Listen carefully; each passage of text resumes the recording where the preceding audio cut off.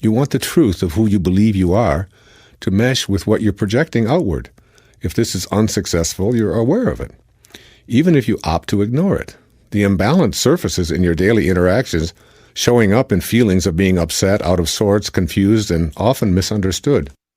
My intentions are good, so why is it that no one else sees it this way? And I try to be a good employee, a good father, a good citizen, and a good husband, but I always seem to be misconstrued or misjudged. This results in a continual state of frustration and even anger. You need to make a decision to realign yourself on an energetic basis to get the scales balanced between your idealized self and your realized self, as perceived by the majority of people in your life.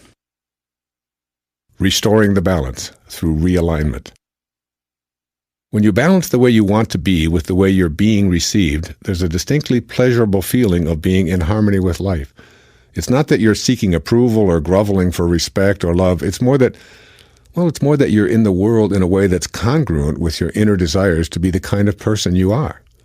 You accomplish this by first noticing when you're feeling misperceived, then determining if your words and actions match the truth of your inner thoughts. This alignment check will eventually and almost automatically give you a reading that compares what you're projecting outwardly with what you're inwardly wanting to express. Let's take a look at some of these indices.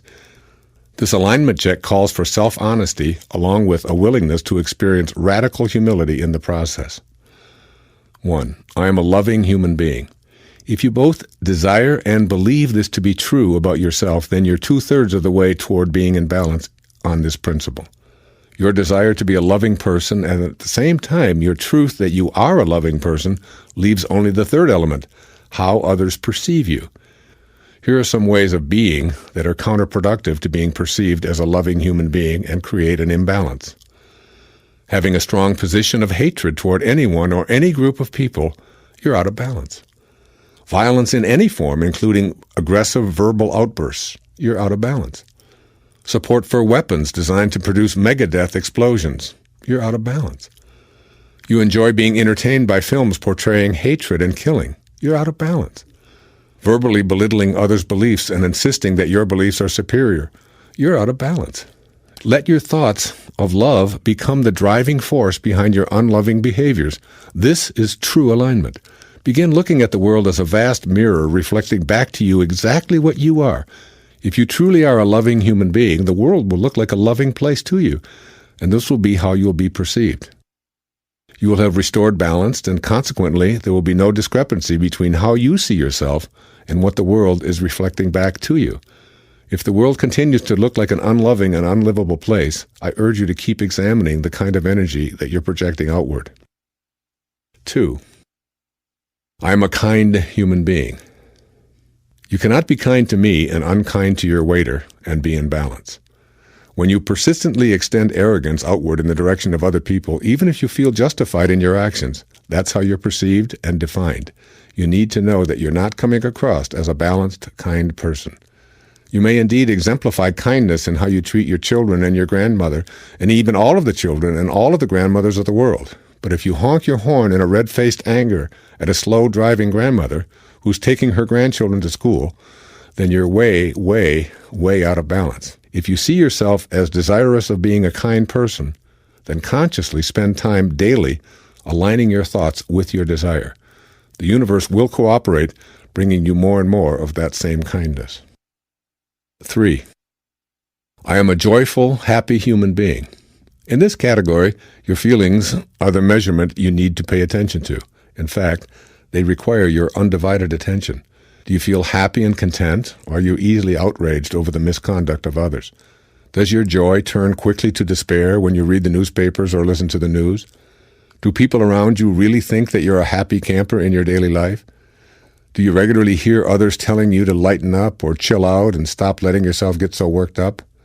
These are clues indicating the balance or imbalance between how you see yourself and what you project to others.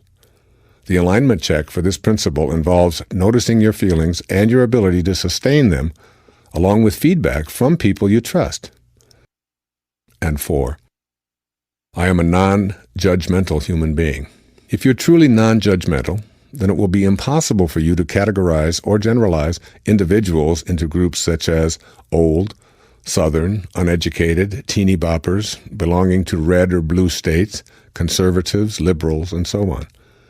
A stereotype is a judgment. You cannot be non-judgmental and be critical of the different ways people talk or eat or dress, socialize, dance, or anything else. If you believe that you're non-judgmental but admit that you have a tendency to generalize and criticize, then you're out of balance. You're due for a realignment so that your current thoughts and ultimately your behaviors will become a vibrational match to your inner self-portrait. Make a conscious decision to look for what is right and pleasing in others. Create a new habit of complimenting those around you. Decide that you're going to disregard stereotypes and refuse to engage in conversations that dwell on judging anyone. Turn judgments into blessings to restore the imbalance between how you want to be and how you're actually presenting yourself to the world. Rebalance this energy by sending a silent blessing to the person. On the non-judgmental side of the balance scale, think about how much love and support this person could use. I guarantee that you'll feel the difference internally and at the same time feel more compassionately connected to that individual. The energy of non-judgment is totally balanced as opposed to the energy of contempt, pity, or some other negative option. Become aware of all of your behaviors and feelings. Then attempt to determine if they match your vision of yourself and if that self-image is what others see. You'll immediately feel discord when you discover imbalance, and that's when you can choose to change habits to match your desires and restore equilibrium to your life.